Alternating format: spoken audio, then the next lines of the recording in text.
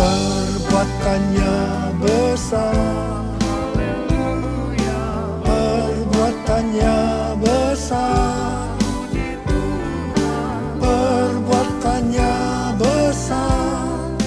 Pujilah namanya, pujilah namanya, pujilah namanya.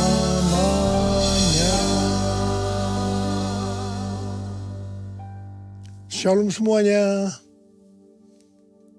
Tanggal 4 September 2025, gereja kita GBI Jalan Jenderal Gatot Subroto berumur 37 tahun.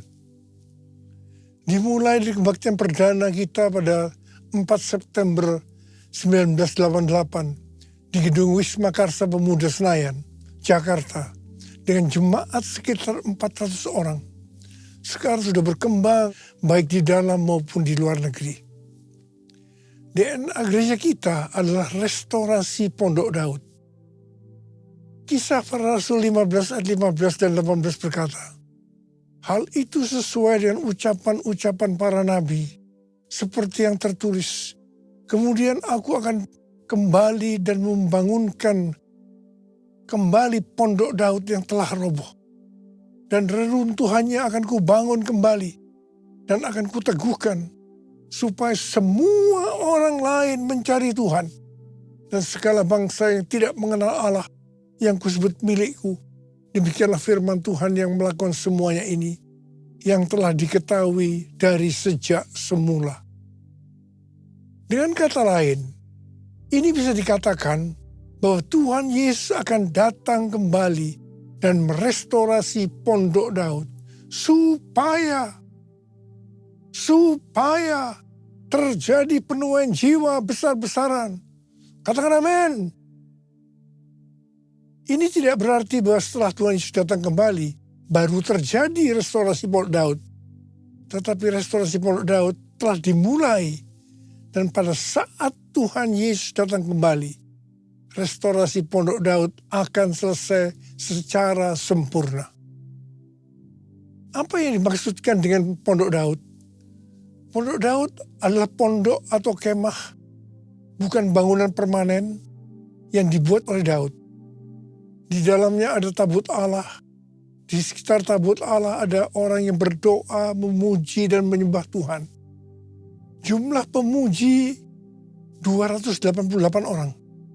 Dan tiap-tiap regu yang bertugas sebanyak 12 orang.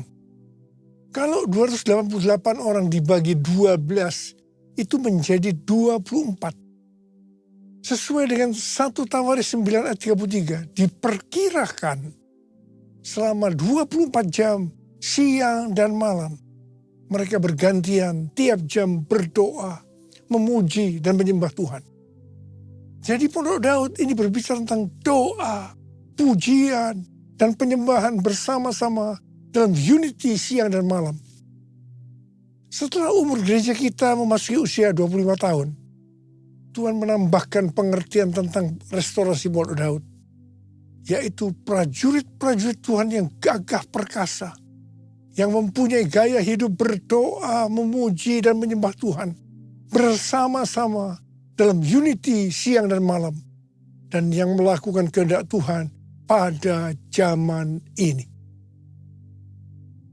Dari definisi restorasi Pondok Daud, yaitu doa, pujian, penyembahan bersama-sama dalam unity siang dan malam, kita akan melihat tuntunan Tuhan per 5 tahunan dari tahun 1988. 5 tahun pertama, tahun 1988 sampai dengan 1993, fokus pada pujian dan penyembahan. 5 tahun kedua, tahun 1993 sampai tahun 1998, ditambahkan doa. Sehingga menjadi doa, pujian, dan penyembahan. 5 tahun ketiga, tahun 1998 sampai 2003, ditambahkan unity. Sehingga menjadi doa, pujian, dan penyembahan dalam unity. 5 tahun keempat, tahun 2003 sampai 2008, pemantapan doa, pujian, dan penyembahan dalam unity. Kemudian 5 tahun kelima, tahun 2008 sampai tahun 2013, ditambahkan siang dan malam, sehingga menjadi doa, pujian, dan penyembahan bersama-sama dalam unity siang dan malam. Itu berarti keintiman dengan Tuhan. 5 tahun ke-6, tahun 2013 sampai dengan 2018, Pentakosta ketiga. Kemudian tahun ke-7, 2018 sampai dengan 2023, Messenger of the Third Pentecost. Restorasi Pondok Daud akan mengakibatkan penuaian jiwa yang terbesar dan yang terakhir sebelum Tuhan Yesus datang kembali. Pada waktu murid-murid Tuhan Yesus menantikan pencurahan Roh Kudus Pentakosta yang pertama, mereka bertekun dengan sehati dalam doa bersama-sama. Ini bisa diartikan mereka berdoa, memuji, dan menyembah Tuhan dalam unity siang dan malam. Ini prinsip restorasi Pondok Daud. Ini prinsip menara doa. Setelah Roh Kudus Pentakosta pertama turun, maka mereka dipakai untuk menyelesaikan amanat agung. Sejak 37 tahun yang lalu, gereja kita DNA-nya adalah restorasi Pondok Daud. Kita tidak pernah mengira ini untuk mempersiapkan pencurahan Roh Kudus Pentakosta yang ketiga. Sekarang Pentakosta yang ketiga sudah turun. Kita merasakan bahwa pencurahan Roh Kudus Pentakosta ketiga yang lebih dahsyat. Tuhan mau agar kita makin bertekun dalam doa, pujian, dan penyembahan bersama-sama dalam unity siang dan malam. Penuaian jiwa yang terbesar dan terakhir sudah dimulai. Harvest now, Jesus for everyone. Harvest now, Jesus for everyone. Harvest now, Jesus for everyone.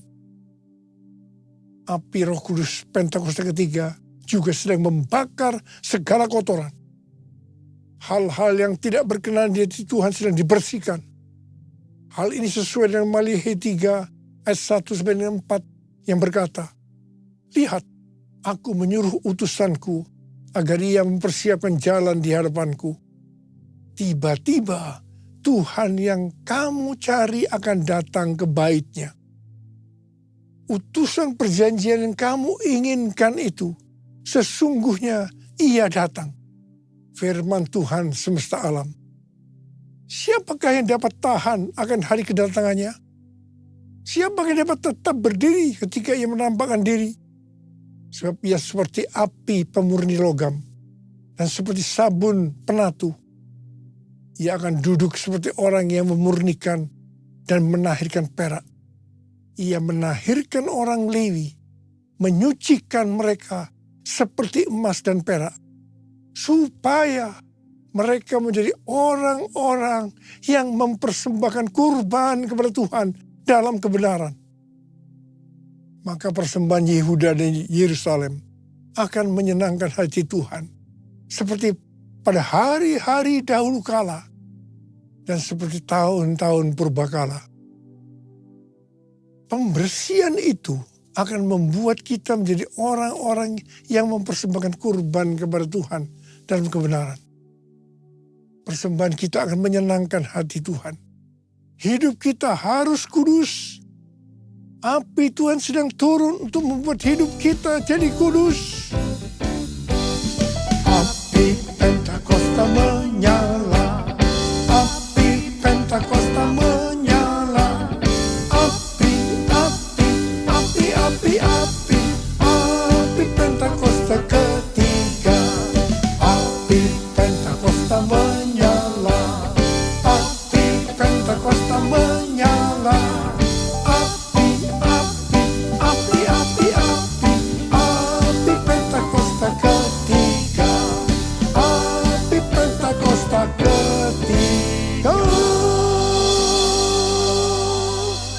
kita bersama-sama dengan gereja-gereja di seluruh dunia percaya bahwa target untuk menyelesaikan amanat agung adalah tahun 2033. Perjalanan rohani kita sampai dengan tahun 2033 untuk menyelesaikan amanat agung bisa digambarkan sebagai berikut. Yang pertama, perjalanan bangsa Israel di padang gurun di bawah pimpinan Musa yang dipimpin tiang awan dan tiang api. Bilangan 9 ayat 18 sampai dengan 23 berkata, atas titah Tuhan orang Israel berangkat dan atas titah Tuhan juga mereka berkemah. Selama awan itu diam di atas kemah suci, mereka tetap berkemah. Ketika awan itu lama tinggal di atas kemah suci, orang Israel memelihara kewajibannya kepada Tuhan. Dan mereka tidak berangkat. Ada kalanya hanya beberapa hari awan itu di atas kemah suci. Atas titah Tuhan mereka berkemah dan atas titah Tuhan juga mereka berangkat. Ada kalanya awan itu diam hanya dari petang sampai pagi. Ketika awan itu naik pada waktu pagi, mereka pun berangkat. Baik pada waktu siang maupun waktu malam. Ketika awan itu naik, mereka pun berangkat. Berapa lama pun juga awan itu diam di atas kemah suci. Baik 2 hari, sebulan atau lebih lama. Orang Israel tetap berkemah dan tidak berangkat. Tetapi ketika awan itu naik, barulah mereka berangkat. Atas titah Tuhan mereka berkemah dan atas titah Tuhan juga mereka berangkat. Mereka memelihara kewajibannya kepada Tuhan. Menurut titah Tuhan dengan perantaraan Musa. Seperti perjalanan bangsa Israel memasuki tanah Kanaan atau tanah perjanjian di bawah pimpinan Yosua. Yosua 3 ayat 4 berkata bahwa perjalanan ini akan melalui jalan yang belum pernah dilalui sebelumnya. Perjalanan ini akan dipimpin oleh tabut Allah. Supaya tahu tuntunan tabut Allah, maka harus ada jarak sekitar 2000 hasta. Sekitar 914 meter. Perjalanan kita untuk menyelesaikan amanat agung dan memasuki tahun 2033 akan melalui jalan yang belum pernah kita lalui sebelumnya. Karena itu perjalanan ini akan dipimpin oleh Roh Kudus. Supaya kita tahu pimpinan Roh Kudus, maka kita harus banyak berdoa, memuji dan menyembah Tuhan dalam unity siang dan malam. Hidup kita harus kudus. Tanpa kekudusan kita tidak akan melihat Tuhan. Tanpa kekudusan kita tidak akan mengerti tuntunan Roh Kudus. Yang percaya katakan amin.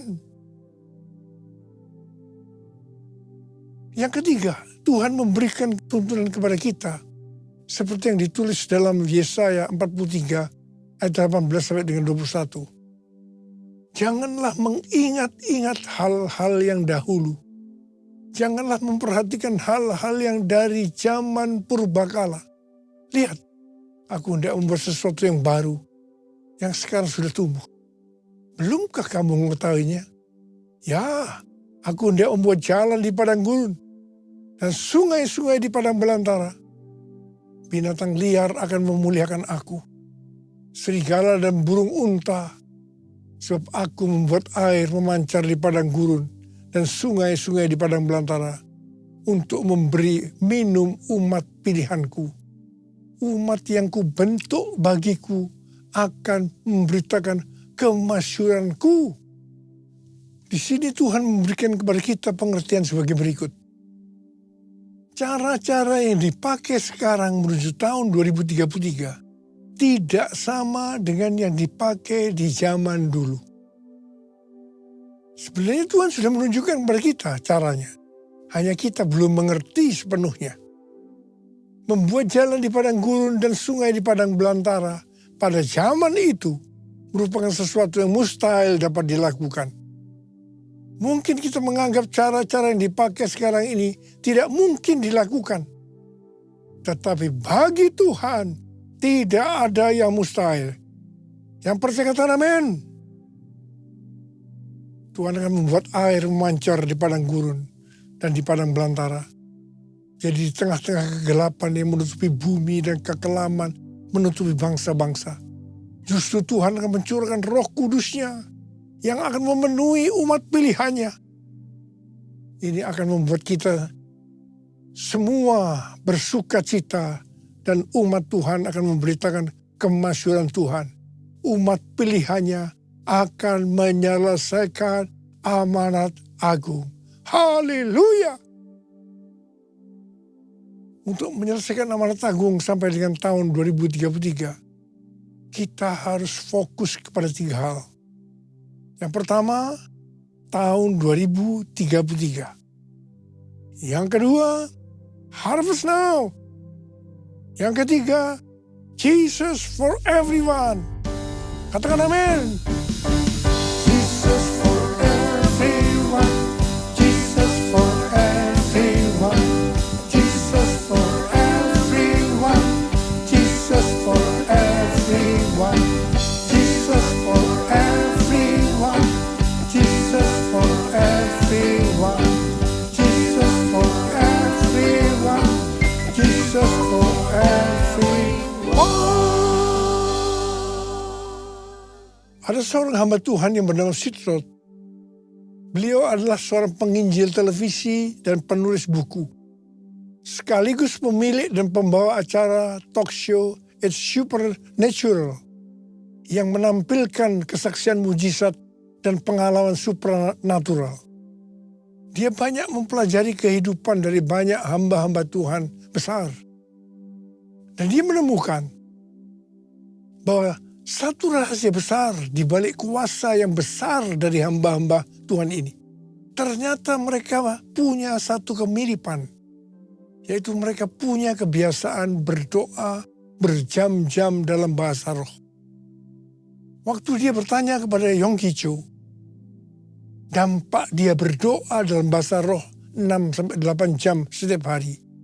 Yong Ki Cho berkata, saya tidak mungkin punya gereja sebesar ini kalau saya tidak melakukan hal ini. Wow. Sudah lebih dari 1 tahun Tuhan menyuruh saya untuk lebih banyak berdoa dalam bahasa roh. Saya lakukan. Saya banyak berbahasa roh dalam setiap kesempatan. Saya diingatkan tentang Rasul Paulus yang berkata, aku berkata-kata dengan bahasa roh lebih dari kamu semua. Saya mulai digerakkan waktu minggu pertama bulan Agustus tahun 2025 di Balai Kartini. JIS. Dalam 2 kali kebaktian untuk berdoa dalam bahasa roh sebelum doa berkat. Ternyata Tuhan suruh saya melakukan hal yang sama di Modern Land pada minggu keduanya. Waktu itu Ibu Christina dapat penglihatan. Saya diberi mahkota dan tongkat serta jubah kerajaan berwarna ungu. Tuhan berbicara tentang otoritas untuk bangsa-bangsa. Pada bulan Agustus 2025, saya diberikan data tentang jumlah gereja, jumlah jemaat, dan jumlah kul. Saya terkejut karena kenaikannya sangat signifikan dibanding dengan data 1,5 tahun yang lalu. Saya tahu, ini juga disebabkan saya lebih banyak berbahasa roh dalam kurun waktu itu. Hari-hari ini saya melihat gerakan Roh Kudus Pentakosta ketiga bertambah dahsyat. Saya juga melihat lebih banyak orang-orang termasuk para pemimpin yang berapi-api, on fire. Saya menggarisbawahi tentang perintah Tuhan untuk lebih banyak berbahasa roh kepada kita semua. Kalau kita mau melihat mujizat yang dahsyat, lakukanlah itu. Yang mau katakan amin. Curahkanlah kuasa-Mu Tuhan, mujizat terjadi di tempat ini.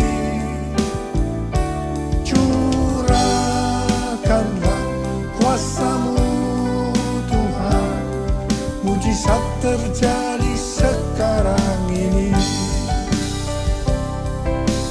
Mujizat terjadi sekarang ini. Mujizat terjadi sekarang ini. Tuntunan Tuhan kepada kita untuk Jesus for Everyone tahun 2033 dimulai di Amsterdam tahun 2023 dengan tema Everyone. Kemudian tahun 2024 di SICC Indonesia, yaitu Everyone Asia dengan tema Reaching Every Person on Earth. Yang ketiga, melalui Planet Shakers Melbourne yang datang ke SICC tahun 2025. Kedatangan Planet Shakers bersama gembalanya, Pendeta Russell Evans dan istrinya Samantha, bukan kita yang mengundang, tetapi mereka mendapatkannya pada waktu acara Everyone Asia, bahwa mereka disuruh Tuhan datang di SICC untuk membawa api dan mengambil api. Kita mendapatkan tuntunan Tuhan melalui Pendeta Russell Evans yang berkata, saya di sini untuk mendeklarasikan, memperkatakan bahwa Pentakosta ketiga ada di sini. Ada di sini. Gerakan Tuhan yang terbesar akan dinyatakan melalui kehidupanmu. Kehidupanmu. Kehidupanmu. Russell Evans dan tim datang membawa doa, pujian, penyembahan bersama-sama dalam unity siang dan malam. Dia melihat Pentakosta ketiga ada di sini. Artinya Pentakosta ketiga sedang turun. Kita harus banyak berdoa, memuji dan menyembah Tuhan dalam unity siang dan malam. Pentakosta ketiga akan turun lebih dahsyat. Dan ini akan mengubah kehidupan kita. Cara hidup kita berubah. Akan terjadi gerakan Tuhan yang terbesar. Yaitu terjadinya penuaian jiwa yang terbesar dan terakhir sebelum Tuhan Yesus datang kembali. Ini yang harus kita lakukan menuju tahun 2033. Oh God, I worship you.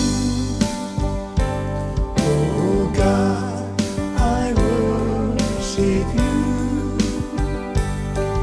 Be glorified and magnified. Oh God, I worship you. Oh God, I worship you. Oh God, I worship you.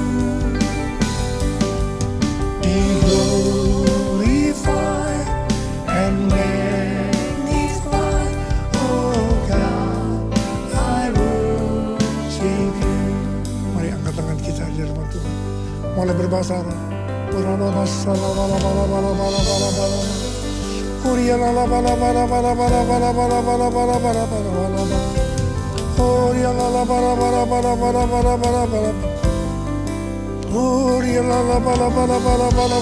Terus berbahasa Arab. Berbahasa Arab.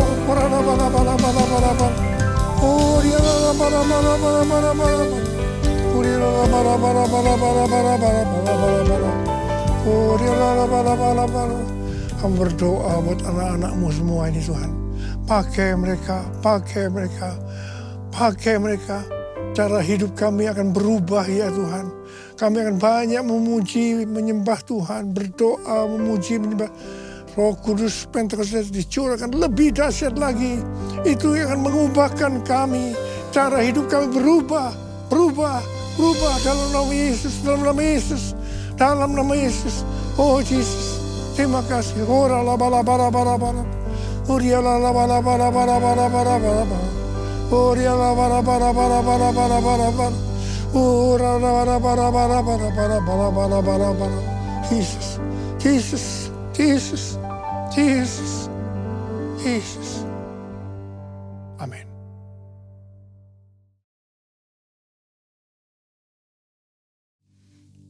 Kita akan masuk dalam perjamuan kudus. Kita akan mengingat ayat ini. Sebab setiap kali kamu makan roti ini dan minum cawan ini, kamu memberitakan kematian Tuhan sampai Ia datang. Perjamuan kudus adalah perjamuan Tuhan Yesus sendiri. Setiap kali kita masuk dalam perjamuan kudus, Tuhan Yesus selalu berkata, biarlah ini menjadi peringatan akan aku. Karena itu, mari arahkan hati kita kepada kebaikan Tuhan. Supaya kita lebih mengasihi Tuhan Yesus. Kita lebih mengasihi satu dengan yang lain. Bapa, siapakah kami sebelum kami mengenal Engkau? Kami semua orang berdosa. Upah dosa adalah maut, mati. Tapi Engkau yang tidak berdosa telah dijadikan dosa oleh karena kami. Engkau harus turun dari sorga mulia. Mati ganti kami dengan penderitaan yang luar biasa. Sungguh kalau kami pikirkan betapa baiknya Engkau ya Aba. Engkau jadikan kami sebagai anak-anak-Mu. Engkau tuntun, Engkau bela, Engkau lindungi. Engkau berkati, Engkau hajar juga kalau kami salah. Itu Engkau ya Aba. Kita akan diberkati Tuhan melalui perjamuan kudus. Tapi Tuhan mau kita makan dan minum dengan cara yang benar. Karena itu masing-masing sekarang berdoa. Lihat keadaan dirimu masing-masing. Jangan menyimpan dosa. Kalau ada dosa yang Tuhan ingatkan, harus kita selesaikan. Langsung minta ampun. Ampuni, ampuni, ampuni saya Tuhan. Ampuni, ampuni. Ampuni Tuhan anak-anak-Mu. Ampuni mereka, ampuni. Layakkan kami untuk masuk dalam perjamuan kudus.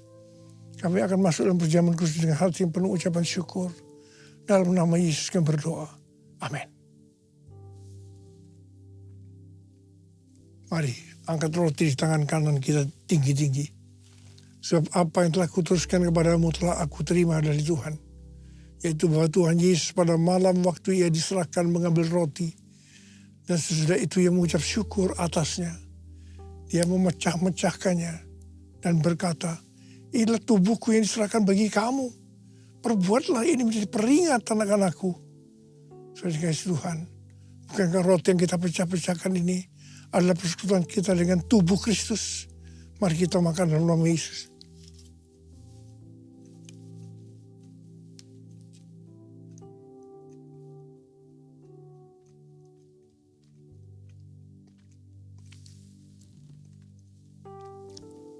Angkat cawan di tangan kanan kita tinggi-tinggi. Demikian juga Ia mengambil cawan sesudah makan lalu berkata, cawan ini adalah perjanjian baru yang dimerintahkan oleh darahku. Perbuatlah ini setiap kali kamu meminumnya menjadi peringatan akan aku. Saudara dikasihi Tuhan, mengangkat cawan pengucapan syukur, yang atasnya kita ucapkan syukur, adalah persekutuan kita dengan darah Yesus. Mari kita minum dalam nama Yesus.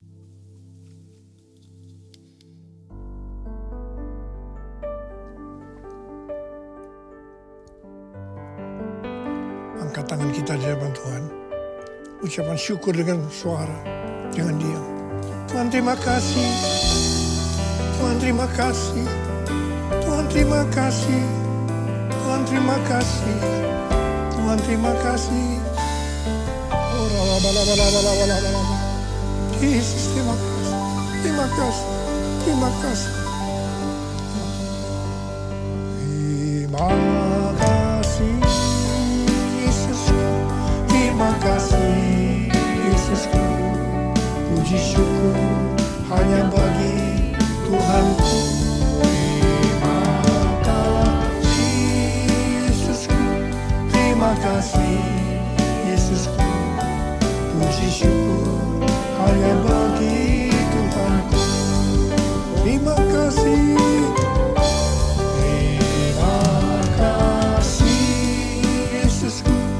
Terima kasih Yesusku, puji syukur hanya bagi Tuhanku. Terima kasih Yesusku, terima kasih Yesusku, puji syukur hanya bagi Tuhanku. Puji syukur hanya bagi Tuhanku.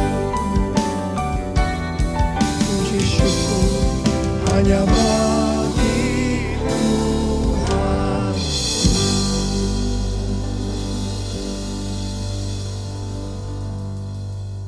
Sekarang terimalah berkat Tuhan. Kasih karunia yang berlimpah-limpah daripada Allah Bapa dalam anak yang tunggal Yesus Kristus. Persekutuan yang manis dengan Roh Kudus menyertai kita semua mulai hari ini. Sampai Tuhan Yesus datang menjemput kita di awan-awan. Dan bahkan sampai selama-lamanya. Yang percaya bersama-sama katakan, Amin.